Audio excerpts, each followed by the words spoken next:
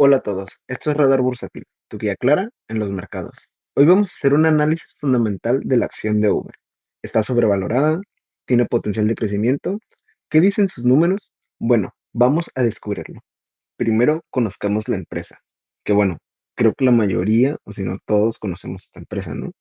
Pero si no la conoces, no te preocupes, aquí la vas a conocer. Uber. Bueno, Uber pertenece al sector de tecnología y se dedica a, bueno, servicios de transporte. Es un proveedor global de servicios de transporte con sede en San Francisco. Tiene una capitalización de mercado de 177.53 billones de dólares y cotiza en la bolsa de Nueva York. Uber disfruta de una popularidad sin precedente.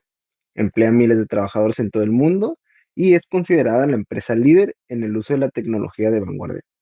Durante los últimos años, Uber ha diversificado considerablemente sus actividades, incluyendo el reparto de comida a domicilio con la popular Uber Eats, a la vez que fusiona el negocio con sus competidores en Rusia y el sudeste asiático. Y bueno, ahora conozcamos el modelo de negocio, ya que es uno de los ejemplos más icónicos de la economía colaborativa. Esta se basa principalmente en una plataforma multisectorial que conecta la oferta con la demanda en tiempo real. Y bueno, quiero tocar ese tema porque, bueno, si vas a invertir en una acción, sí o sí tienes que saber cómo trabaja, cuál es su modelo de negocio. Y bueno, la propuesta de valor. Uber no es una empresa de transporte, sino como una capa tecnológica que facilita conexiones.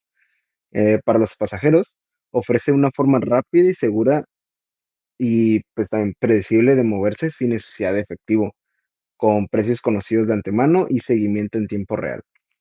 Para los conductores, ofrece flexibilidad total en los horarios, la posibilidad de generar ingresos con su auto propio, obviamente, y una fuente de trabajo inmediata. Ni para los clientes, los que son, pues los usuarios son personas que no quieren conducir, no tienen un auto o buscan comodidad. Y los socios conductores, personas con autos que buscan ingresos adicionales o de tiempo completo. Y como les comenté anteriormente, pues se ha ido expandiendo un poco, ¿no? Que creo que ya todos sabemos. Que son hacia los comercios, que es Uber Eats, que pues son restaurantes y tiendas que necesitan logística de entrega. Su fuente de ingresos, ¿cómo gana dinero Uber? Principalmente a través de comisiones. Las tasas de servicio, que Uber retiene un porcentaje entre 20 y 30% de cada viaje realizado. Los precios dinámicos, que es, pues mediante algoritmos los precios suben cuando la demanda supera la oferta, como por ejemplo puede ser cuando está lloviendo, en conciertos y a las horas pico en la ciudad, en las diferentes ciudades, lo que incentiva a más conductores a conectarse y, bueno, aumenta el margen de ganancias de Uber, ¿no? Y bueno, Uber Eats, que pues básicamente cobra a los restaurantes por el uso de las plataformas y tasas de envío a los clientes. La publicidad, últimamente Uber ha comenzado a mostrar anuncios dentro de sus aplicaciones, convirtiéndose en una plataforma publicitaria relevante. Y las suscripciones. El programa como Uber One genera ingresos recurrentes a cambio de beneficios y descuentos. Bueno, la estructura de activos. Una de las claves de éxito de Uber es que no es dueña de la flota de vehículos. Los conductores asumen los costos del vehículo, ya sea mantenimiento, combustible, seguros, etcétera, ¿no? Y bueno, esto permite a Uber escalar globalmente de forma masiva sin la carga financiera de comprar y mantener miles de autos. Bueno, el rol de la tecnología y los datos pues en Uber, ¿no? El corazón del modelo es su algoritmo. Uber utiliza datos masivos para predecir dónde habrá demanda antes de que ocurra, optimizar las rutas para reducir el tiempo de espera, evaluar el comportamiento de conductores y pasajeros mediante el sistema de calificación. Y bueno, esto es lo que garantiza la calidad del servicio sin una supervisión humana directa. Ok, conocida la empresa, entonces nos vamos a los números. Primero, los ratios de retorno. Ok, Uber ha logrado una recuperación impresionante en el último año, mientras que sus promedios de 5 años atrás eran negativos en todas las categorías. Bueno, es negativo.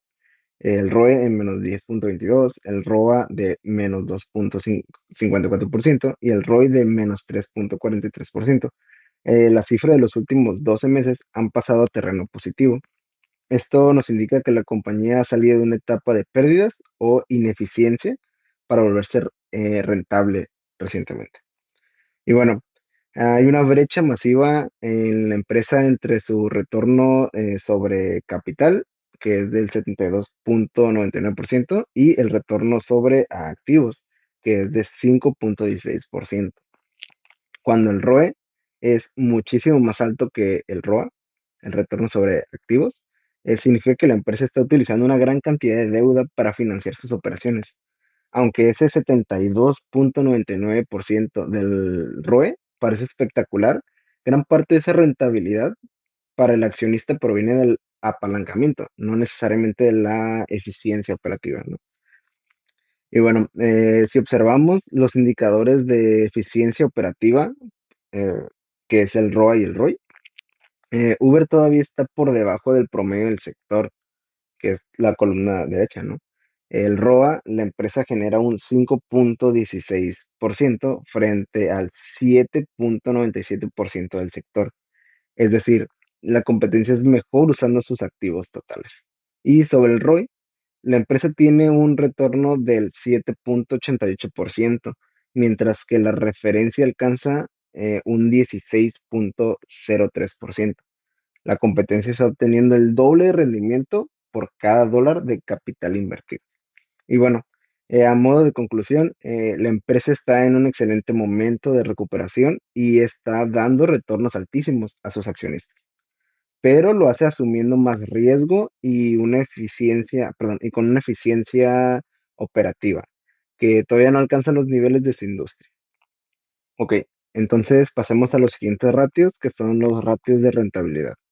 Bueno, lo que vemos, la empresa ha logrado salir de un periodo prolongado de pérdidas, mientras que sus promedios de los últimos 5 años muestran cifras negativas en casi todas las categorías, como el ROE de menos 10,22% y un margen neto de menos 12,96%.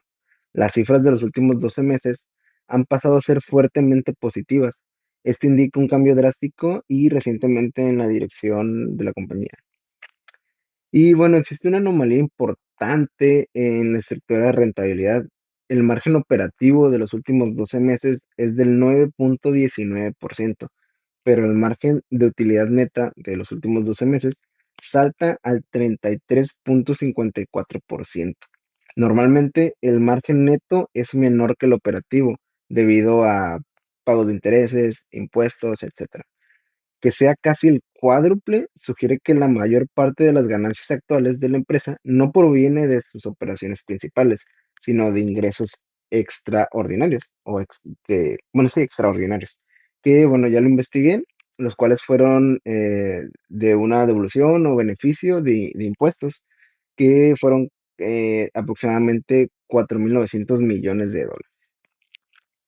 Por otra parte, la diferencia entre el retorno sobre el capital, el ROE, y el retorno sobre activos, el ROA, es extrema. El ROE, en un promedio de 12 meses, es de un impresionante 72,99%.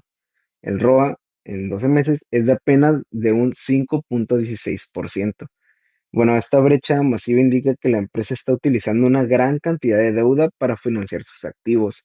Aunque esto infla la rentabilidad para los accionistas en tiempos buenos, pues también representa un riesgo muy alto si la rentabilidad operativa disminuye. Y a pesar de la mejora, la empresa sigue siendo menos eficiente que la media de la industria. Su margen bruto, que es del 34,15%, es casi la mitad de la competencia, que es del 62,56%. Eh, y bueno, su retorno sobre la inversión, que es el ROI, que es de 7,88%, es menos de la mitad del 16,03 de la referencia, que es el promedio de la industria. Eso indica que a la empresa le cuesta mucho más generar ganancias con el capital invertido que su competencia. Y bueno, a modo de conclusión, La empresa es actualmente mucho más rentable que en el pasado, pero esta rentabilidad es frágil. Eh, el altísimo ROE está impulsado por deuda y por ganancias que no parecen ser operativas. Además, su estructura de costos, que es su margen bruto, sigue siendo muy débil frente al mercado, lo que sugiere que todavía tiene mucho trabajo por hacer para ser competitiva a largo plazo. Ok, ahora nos pasamos a la salud financiera de Uber. Ok, bueno, eh, la empresa tiene una posición de liquidez mucho más débil que sus competidores respecto al riesgo de tesorería, mientras que la industria opera con un colchón cómodo, entre comillas, de 1.52. La empresa está en el límite, que es, bueno, Uber opera con 0.98, ¿no? Un quick ratio menor a 1. El quick ratio es básicamente la prueba ácida, que significa que si sus acreedores cobraran hoy mismo, la empresa no tendría suficiente efectivo y cuentas por cobrar para pagar, obligándola pues a malvender inventario, ¿no? Y bueno, en su eficiencia, la industria parece ser mucho más eficiente o conservadora en la gestión de su caja. Aquí es donde, bueno, se detecta el origen del problema. Ok, perdón, la deuda a largo plazo. Bueno, Uber está alineada con el sector, que es del 36.41% contra el 35.93%. Esto es positivo, ya que su deuda estructural, pues no es el problema.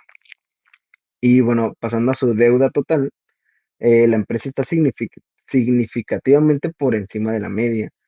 Ya sea, bueno, es 45.76% contra el 35.88%.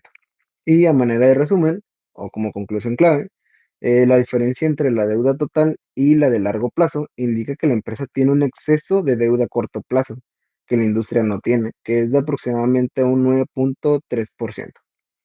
Esta carga de pagos inmediatos es lo que está, entre comillas, asfixiando sus ratios de liquidez. Y bueno, pues como veredicto final, la empresa es solvente, pero menos resiliente que sus pares, ¿no? Que su competencia en el sector. Se encuentra en una posición de mayor riesgo financiero porque tiene menos margen de maniobra ante imprevistos, como pues una caída de ventas o un retraso en cobros. Y bueno, aquí algunos puntos a vigilar podrían ser la dependencia del inventario. Para pagar sus deudas, la empresa depende de vender su stock mucho más que el resto de la industria. Y pues también los costos financieros. Al tener más deuda total, es probable que esté pagando más intereses, lo que podría afectar su rentabilidad neta comparada con el sector. Ok, y ya por último, pasamos a los ratios de valoración. Y bueno, aquí todos los múltiplos de la empresa están significativamente por debajo de la media del sector. Bueno, esto sugiere que la acción podría estar infravalorada o que el mercado percibe un riesgo mayor. Por ejemplo, el P ratio, que bueno, la empresa cotiza a 10.9, mientras que la industria está en 29.51. Bueno, esto podría significar que el mercado paga casi 3 veces más por cada dólar del beneficio de la competencia que por el de esta empresa, que es Uber, ¿no? Bueno, el price to sales. Bueno, con 3.67 frente a un 10.42 de la industria, la diferencia es masiva. Por cada dólar que vende, la empresa se valora mucho menos que sus pares. Y bueno, hablando del flujo de efectivo, el price to cash flow, la brecha aquí es menor, ya que es de 20.29 contra 24.26. Esto nos podría indicar que aunque la empresa parece barata en beneficios, su capacidad real de generar efectivo está más cerca del estándar de la industria, ¿ok? Y también el price to book, que es el precio al valor contable, cotiza a 6.47 veces su valor en libros frente a al 8.5 de la industria. Esto puede sugerir que bueno, esto,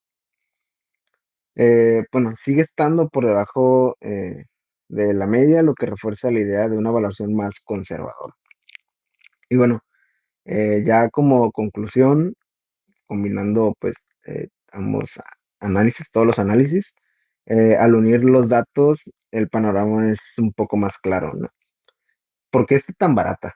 Bueno, el mercado probablemente está castigando el precio de la acción debido a los problemas de liquidez y al exceso de deuda a corto plazo que vimos en los análisis anteriores. Los inversores ven más riesgo y por tanto no están dispuestos a pagar los múltiplos altos que paga el resto del sector, ¿no? Oportunidad o, bueno, es oportunidad. Si la empresa logra refinanciar su deuda a corto plazo y mejorar su quick ratio, podría haber una gran oportunidad de inversión, ya que pues, su valoración de 10.9 tendría mucho margen para subir hasta alcanzar la media de la industria. Si los problemas de liquidez persisten, la valoración seguiría baja porque el riesgo de una crisis de efectivo pues es real, ¿no? Y bueno, es una empresa estratégicamente barata en comparación con su sector, pero esa baja valoración está justificada por una estructura financiera más débil y menos liquidez que sus competidores. Ok, riesgos y debilidades. Ok, bueno, uno de los riesgos pues regulatorios o legales podría ser la clasificación de conductores. El riesgo más crítico sigue siendo la presión legal para clasificar a los conductores como empleados en lugar de contratistas independientes. Y bueno, cambios en leyes también pueden afectar, como en la Unión Europea o Estados Unidos, pues podrían disparar los costes operativos y reducir la flexibilidad que es base de su modelo. También puede ser el aumento de tarifas por regulación. Uber ha advertido que ofrecer seguridad social y prestaciones completas a conductores podría incrementar las tarifas a los usuarios hasta pues en un 50%, ¿no? Lo que reduciría el tamaño del mercado. Eh, También podría aplicar el escrutinio de suscripciones. Reguladores están vigilando de cerca los servicios de suscripción, exigiendo mecanismos de cancelación más simples y de mayor transparencia. Otra de las cosas, pues, son las debilidades operativas y financieras. Dependencia del modelo de economía, pues, su estructura depende de una fuerza laboral externa sobre la cual tiene poco control directo, lo que genera una desconexión constante entre la empresa y los conductores. También los costos de seguridad y seguros, el incremento en las primas de seguros y la necesidad de invertir constantemente en funciones de seguridad para mitigar delitos como asaltos o acosos impactan directamente las márgenes de beneficio y la inestabilidad de ganancias. Históricamente, la empresa ha tenido dificultades para lograr una rentabilidad neta consistente, acumulando pérdidas masivas en años anteriores antes de su reciente estabilización. Ok, también tenemos amenazas competitivas y de tecnología. Revolución de vehículos autónomos, podría ser, aunque es una oportunidad. La entrada de competidores como Tesla con flotas de robotaxis propias, pues también representan una amenaza existencial. Esto podría ofrecer viajes a menor costos, erosionando la cuota de mercado de Uber en zonas urbanas clave. También las competencias en delivery, que pues en el segmento de entregas, la expansión de empresas como DoorDash en mercados internacionales como Europa Occidental, pues aumenta la presión sobre los precios y márgenes. Y pues también los riesgos reputacionales, que es la cultura y la ética. Dice, la marca sigue arrastrando pues el impacto de escándalos pasados relacionados con la ética laboral, condiciones de trabajo deficientes y múltiples demandas legales por incidentes de seguridad durante los viajes. Y también pues poten- la proyección para Uber este 2026, pues ah, se encuentra en un punto de inflexión, aunque su valoración en bolsa parece barata en comparación con la medida de la industria, pues como ya vimos, ¿no? Su potencial depende de una transición tecnológica clave. Bueno, en cuanto a potencial y proyección, para este año 2026, Uber se encuentra en un punto de inflexión, aunque su valoración en bolsa parece estar barata en comparación con la media de la industria, como ya miramos anteriormente.